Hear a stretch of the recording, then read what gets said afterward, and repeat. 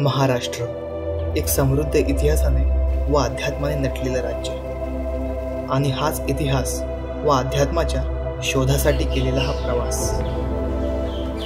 या प्रवासात आजपर्यंत अनेक ठिकाणी फिरलो। मग गेल्या वर्षीच विचार केला महाराष्ट्रातील ज्योतिर्लिंगांच्या दर्शनाचा।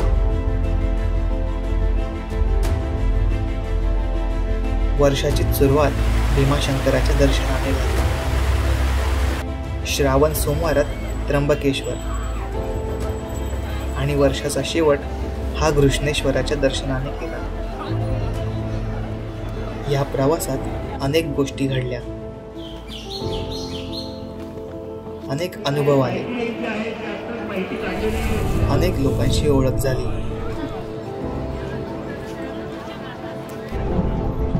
त्यांचे काही क्षण मला जगता आले। शहरांमध्ये हरवलेली शांतता मला भीमा व गोदा नदीच्या पात्रात मिळाली।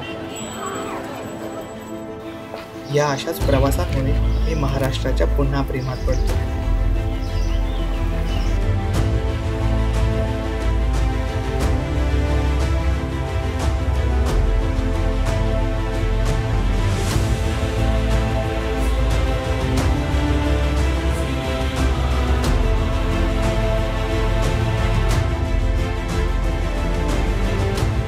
आता वेळ आहे आपलं घर सोडण्याची व देश पाहण्याची।